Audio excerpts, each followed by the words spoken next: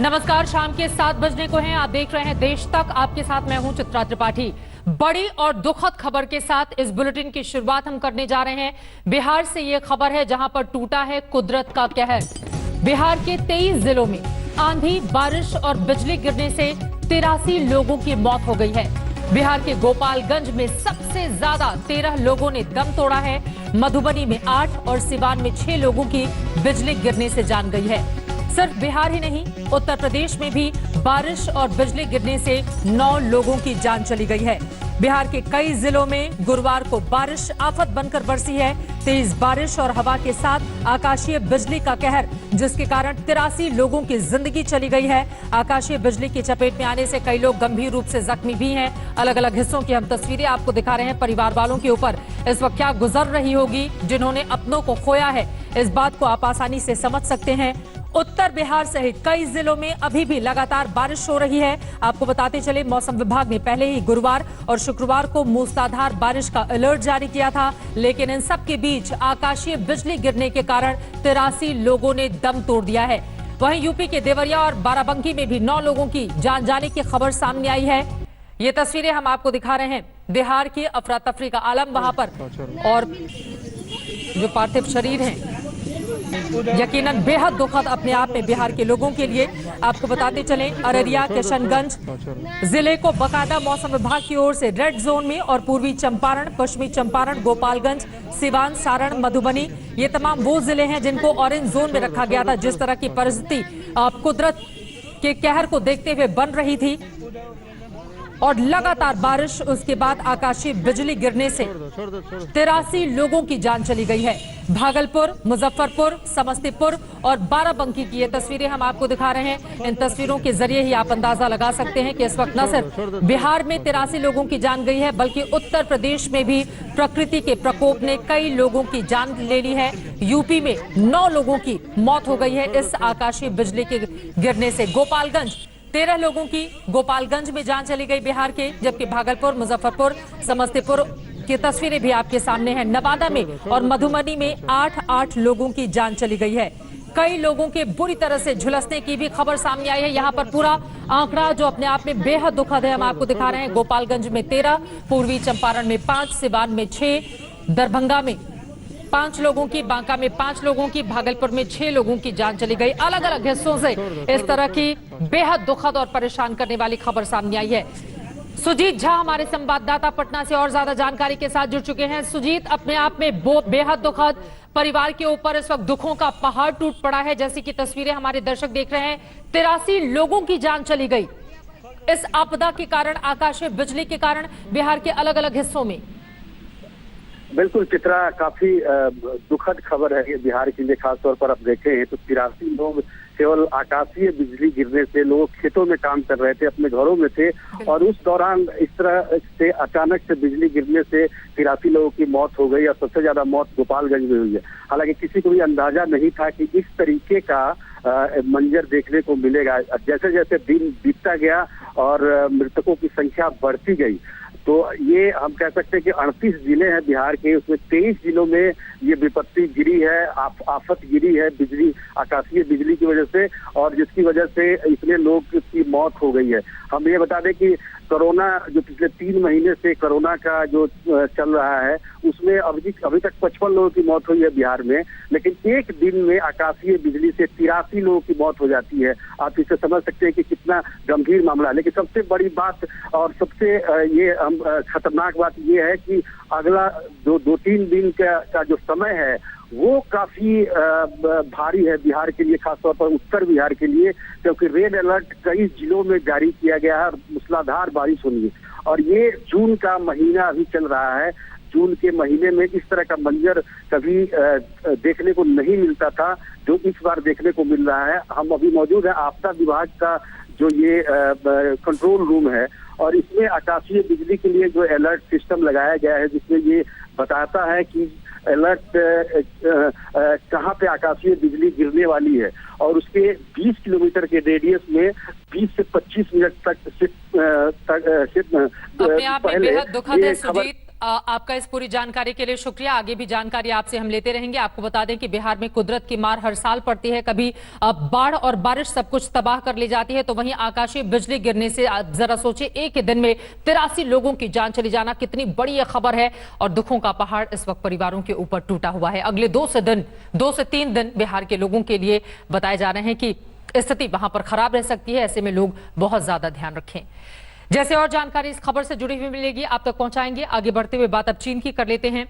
चीन एलएसी सीमा पर आधम का है, कभी वो पीछे हटता है तो कभी आंखें दिखाता है, कभी चोरी छिपे एलएसी पर जमावड़ा बढ़ाता है। ताजा मामला गलवान से सामने आया है, जहां पर चीन की सेना के कुछ पीछे हटने की खबर, लेकिन वहीं दूसरे मोर्चे पर वो जमा हो गया है। नई साजिशों को पल पल अंजाम देने में चीन लगा हुआ है। ये रिपोर्ट देखिए।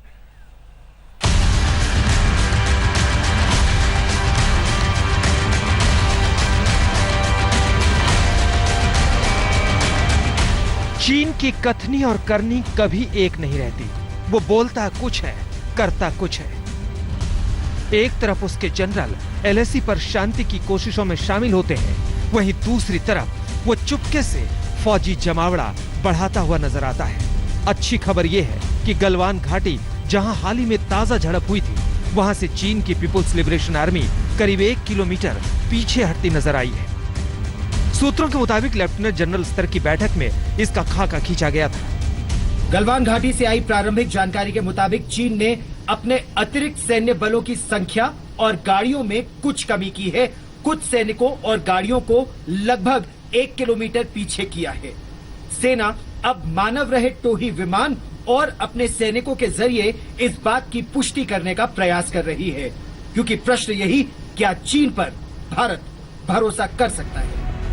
लेकिन हर बार धोखा देने वाले चीन पर भरोसा कैसे करें, वो भी तब जब चीन की नई चालबाजी का सबूत सामने आ गया है। सूत्रों के मुताबिक दौलत बेग और देपसांग के पास एलएसी की उस तरफ चीन ने अपनी फौज की तादाद बढ़ा दी है। दौलत बेग से 23 किलोमीटर और देपसांग से 21 किलोमीटर दूर ये नई तैनाती पकड़ी गई है। उसके फौजी दस्ते ने पेट्रोलिंग पॉइंट 10 और 13 के बीच भारतीय जवानों की गश्त में बाधा डालने की कोशिश की है।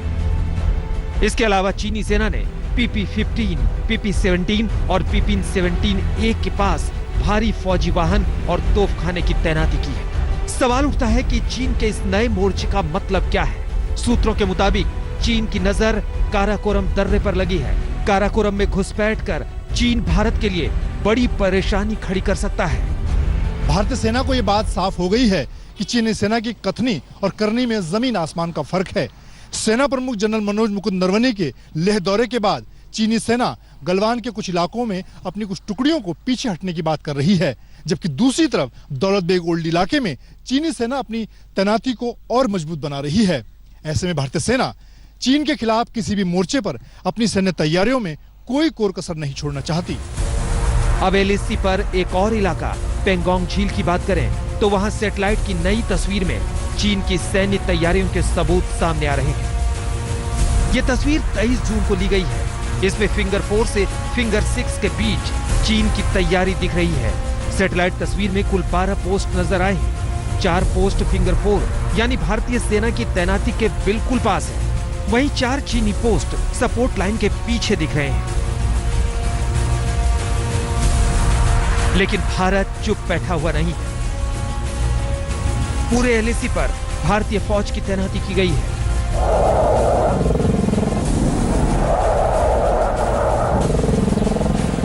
और वो चीन को मुंहतोड़ जवाब देने की हालत में है। एयरफोर्स अलर्ट पर है। सेना प्रमुख ने एलएसी के दौरे से लौटकर दिल्ली में सरकार को पूरी रिपोर्ट सौंपी है। यह साफ हो गया है कि चीन की हर साजिश का जवाब उसी की भाषा में दिया जाएगा।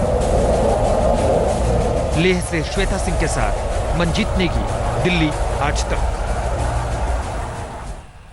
एक तरफ सरहद पर चीन से तकरार चल रही है, वहीं दूसरी ओर सियासी वार पलटवार का दौर भी जारी है। कांग्रेस ने मोदी सरकार के खिलाफ मोर्चा खोल दिया है। कांग्रेस ने शी जिनपिंग की मेजबानी के मसले पर सरकार को जमकर घेरा।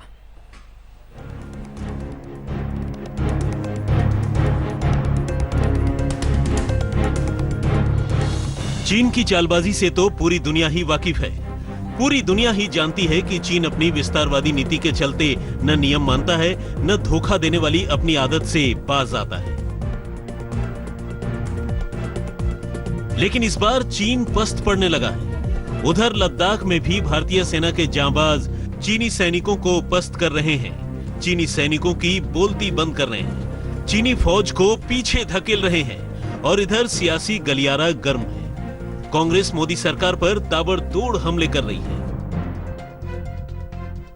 और हम सबने देखा कि मोदी जी और चीन के राष्ट्रपति जहां साबरमती के किनारे 2014 में झूला झूलते हुए फोटो खिंचवा रहे थे, उसी दिन उसी वक्त चीन लद्दाख के चुमार इलाके में घुसपैठ कर रहे थे। जिस रोज लद्दाख में चीनी सैनिकों के साथ खूनी झड़प हुई, उसी रोज से राहुल गांधी लगातार मोदी सरकार पर हमलावर थे। लेकिन जैसे जैसे समय बीत रहा है, वैसे वैसे ये हमले और ज्यादा तेज होते जा रहे हैं।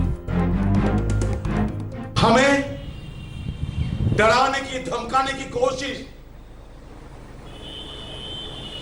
चीनी के लाल फौज कर रहे हैं, लेकिन हम डरने वाला नहीं है, हम खदरने वाला है।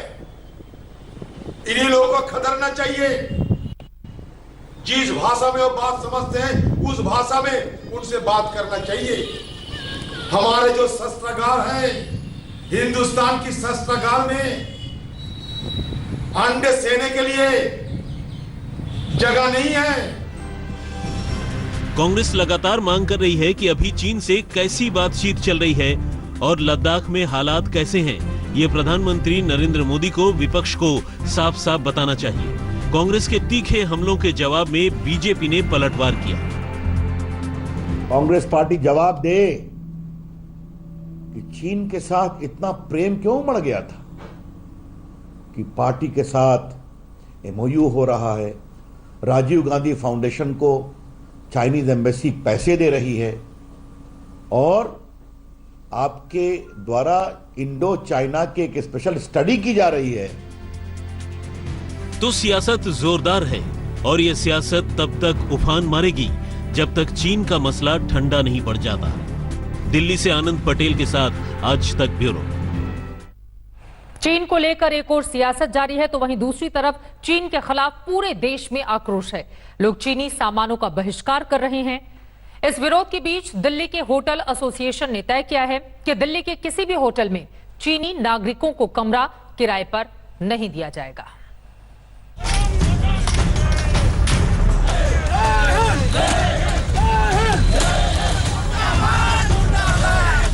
चीन के खिलाफ पूरा देश उगल रहा है।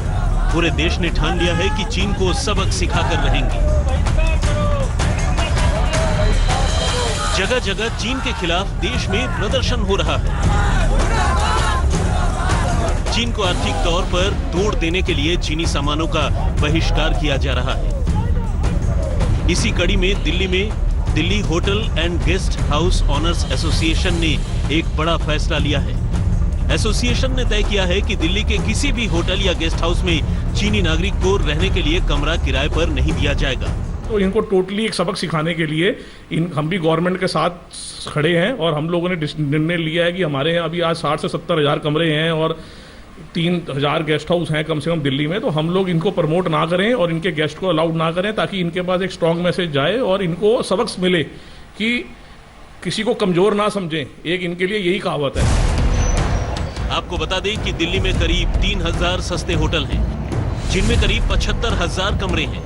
होटल एसोसिएशन से पहले confederation of all India traders चीनी सामान के बहिष्कार का ऐलान कर चुका है। उधर जम्मू में भी थोक कारोबारियों ने चीन से करीब 10 करोड़ के इंपोर्ट का ऑर्डर रद्द कर दिया है। मतलब ये कि चीन को परास्त कर देने की जंग में लोग शामिल हो रहे हैं। लोग सिर्फ चीन का पुतला ही नहीं फूंक रहे, बल्कि चीनी सामानों का भी बहिष्कार कर रहे हैं। दिल्ली से अंकित यादव के साथ आज तक ब्यूरो। हर गुजरते दिन के साथ चीन के खिलाफ ये गुस्सा लगातार बढ़ता जा रहा है देश में। आगे बढ़ते हुए कुछ और बड़ी खबरें। 45 साल पहले इंदिरा गांधी की सरकार ने आज ही के दिन देश में इमरजेंसी लगाई थी। बीजेपी हर साल इस दिन के बहाने कांग्रेस को घेरती है। प्रधानमंत्री से लेकर तमाम नेताओं ने कांग्रेस पर जमकर निशाना साधा। जवाब में कांग्रेस ने मोदी सरकार पर खूब खरी खोटी सुनाई।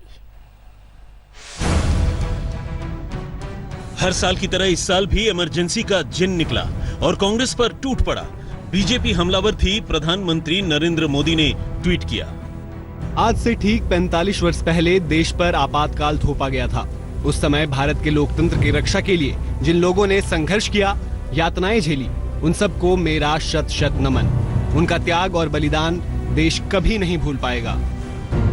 प्रधानमंत्री ने आपातकाल के खतरे की बात की, लेकिन गृह मंत्री अमित शाह तो सीधे सीधे कांग्रेस अध्यक्ष सोनिया गांधी और कांग्रेस सांसद राहुल गांधी को निशाने पर ले बैठे। अमित शाह ने ट्वीट किया, लाखों लोगों के प्रयास की वजह से आपातकाल हटा। भारत में लोकतंत्र बहाल हुआ, लेकिन कांग्रेस में लोकतंत्र की वापसी नहीं हुई। एक परिवार का हित पार्टी और राष्ट्रीय हितों पर भारी है। ये दुखद स्थिति कांग्रेस में आज भी है।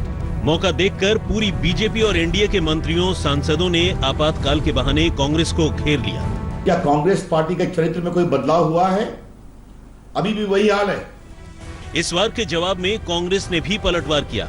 ट्वीट का जवाब ट्वीट से, बयान का जवाब बयान से।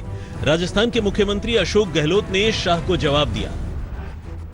6 साल में हम देख सकते हैं कि कैसे बीजेपी ने देश की शानदार लोकतांत्रिक, जातीय और सामाजिक ताने बाने को तोड़ दिया है। आखिर क्यों बीजेपी में मोदी और शाह के आगे कोई और नेता नहीं दिखता? कांग्रेस में बोलने की आजादी न होने के गृह मंत्री अमित शाह के ट्वीट पर रणदीप सुरजेवाला ने निशाना साधा। कहा, नेहरू गांधी के प्रति आपकी घृणा क्यों है? सवाल उससे भी होना चाहिए जिन्होंने अपने गुरु और साथी को जबरन रिटायर और अपमानित करके पदों पर कब्जा कर लिया। एल.के. आडवाणी, एम.एम. जोशी, केशुभाई पटेल, कलराज मिश्रा, सुषमा स्वराज, हरेन पांड्या, संजय जोशी, लिस्ट बहुत लंबी है। Those talking of emergency today have done everything under their command to compromise every single institution without declaring an emergency. पिछले 45 साल से इमरजेंसी का भूत कांग्रेस का पीछा नहीं छोड़ रहा है। हर साल 25 जून के दिन बीजेपी कांग्रेस को इमरजेंसी के काले दिन की याद दिलाती है। इस बार भी प्रधानमंत्री नरेंद्र मोदी से लेकर पार्टी के तमाम नेताओं ने इमरजेंसी को लेकर गांधी परिवार पर निशाना साधा। कांग्रेस सरकार को चीन के अतिक्रमण से लेकर पेट्रोल डीजल के दाम और कोरोना से निपटने के तौर तरीकों जैसे मुद्दे पर घेर रही है। कांग्रेस का आरोप है कि मोदी सरकार में सवाल पूछने की आजादी छिन रही है। आनंद पटेल के साथ हिमांशु मिश्रा, दिल्ली, आज तक। तो इमरजेंसी को लेकर जहां सियासी आरोप प्रत्यारोप का दौर जारी रहा, तो वहीं चीन के मसले पर कांग्रेस और मोदी सरकार को घेर ही रही थी। मगर मोदी सरकार की ओर से अब कांग्रेस पर करारा हमला किया गया है। केंद्रीय कानून मंत्री रविशंकर प्रसाद ने आरोप लगाया है कि राजीव गांधी फाउंडेशन के मार्फत कांग्रेस ने चीन से रिश्वत ली।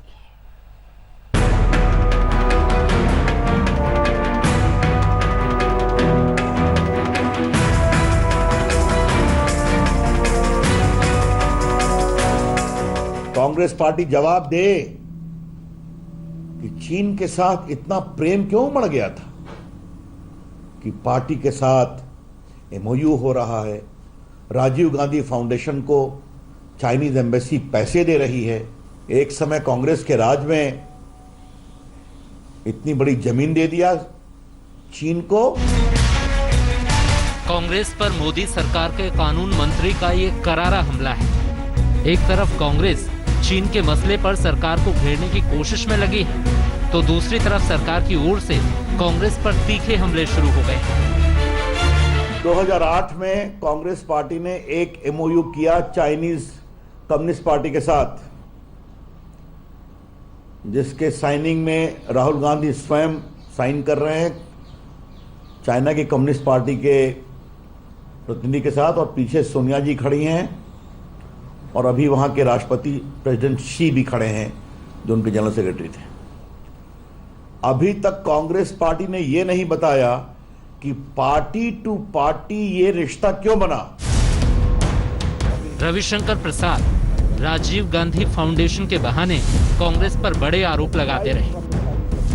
कांग्रेस पार्टी बताए कि अपने समय में उन्होंने 10 साल के मनमोहन सिंह के शासनकाल में और कितने दुनिया की पॉलिटिकल पार्टी के साथ इस तरह का एमओयू किया था। ये राजीव गांधी फाउंडेशन का पार्टनर ऑर्गेनाइजेशंस एंड डोनर्स की सूची है 2005-6 की। It is their own document which clearly shows that among the list of donors, the embassy of the People's Republic of China is mentioned. Why? क्या जरूरत पड़ी थी? रविशंकर प्रसाद कांग्रेस पर सवालों की बौछार कर रहे थे। वो पूछ रहे थे कि कांग्रेस के शासनकाल में 33 गुना व्यापार घाटा बढ़ा। उन्होंने सवाल किया कि 1977 foreign contribution and relation act, जिसके तहत कोई राजनीतिक दल, कोई संगठन विदेशी दान बिना सरकार को जानकारी दिए नहीं ले सकता, तो फिर कांग्रेस बताए कि क्या उसने किसी सरकार से इसकी इजाजत ली थी? कानून मंत्री ने सवाल दागा कि आखिर चीन और कांग्रेस के बीच क्या पक रहा है, चीन के प्रति कांग्रेस का प्यार क्यों बढ़ रहा है। इन तीखे सवालों का कांग्रेस की ओर से जवाब दिया गया कि बीजेपी जो कह रही है वो राष्ट्र धर्म के विरुद्ध है। ऐसे आरोप लगाकर सरकार चीन के मसले से ध्यान भटकाना चाहती है। चीन दुस्साहस कर दोबारा भारत की सीमा पर कब्जा कर रहा है और सरकार आंखें मूंदे केवल और केवल विपक्ष पर हमले में व्यस्त है और हर मामले को भटकाने का प्रयास किया जा रहा है।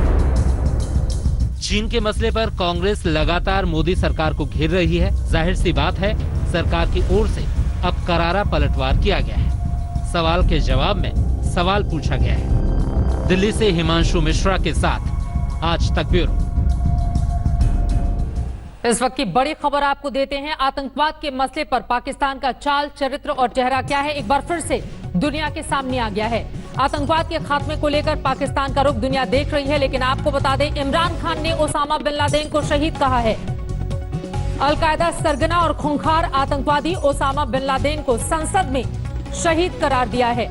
और इतना ही नहीं, खान ने यह भी कहा कि पाकिस्तान को आतंकवाद के खिलाफ जंग में अमेरिका का साथ इसलिए नहीं देना चाहिए क्योंकि अमेरिकी फोर्सेस ने पाकिस्तान में घुसकर लादेन को शहीद कर दिया और पाकिस्तान को बताया भी नहीं। सुनिए इमरान खान को। मुझे कभी नहीं भूलता वो भी एक हमारे पाकिस्तानियों के लिए बड़े दो शर्मिंदा वाकयात जिसमें हम सब बड़े शर्मिंदा हुए। एक हुआ जी, उसामा बिन लादेन को इन्होंने अमेरिकन ने आके एबटाबाद में मार दिया, शहीद कर दिया। उसके बाद क्या हुआ? सारी दुनिया ने हमें गालियां निकाली, बुरा हमें कहा। गीता मोहन हमारी संवाददाता जुड़ चुकी हैं ज्यादा जानकारी के साथ। गीता, वैसे ही चाल और चरित्र तो पहले ही दुनिया के सामने है आतंकवाद का, लेकिन बहकते हुए इतना तक बोल जाएंगे वो भी अपनी संसद में। इमरान खान एक आतंकवादी को शहीद का दर्जा दे रहे हैं वो अपनी संसद में। चित्रा, ये बहुत ही शर्मनाक स्टेटमेंट था क्योंकि कहीं ना कहीं इमरान खान को इसका जवाब न केवल इंटरनेशनल कम्युनिटी को देना होगा, बाकी देशों को देना होगा जिन्होंने सहा है ओसामा बिन लादेन के टेररिज्म को, के आतंकवाद को। लेकिन पाकिस्तानी खुद ऐसे काफी सारे होंगे जो ये सवाल उठाएंगे कि पाकिस्तान के प्रधानमंत्री ने ये बोला कैसे, एक आतंकवाद को शहीद कैसे करार दिया, वो भी पाकिस्तान के संसद में।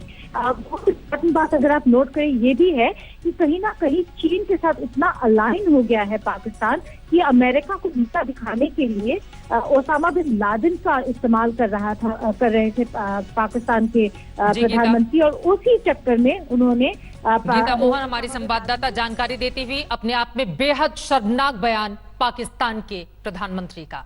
देश तक में इसी के साथ बस इतना ही, लेकिन आगे जरूर देखिएगा चीन ने पीछे खींचे हैं कदम। ब्रेक के बाद हमारी खास पेशकश। नमस्कार, मैं हूं अंजना ओम कश्यप। हमें उम्मीद है ये वीडियो आपको पसंद आया होगा। लेटेस्ट खबरों के लिए यूं ही देखते रहिए आज तक, और इस वीडियो के पसंद आने पर लाइक, शेयर एंड सब्सक्राइब करना ना भूलें।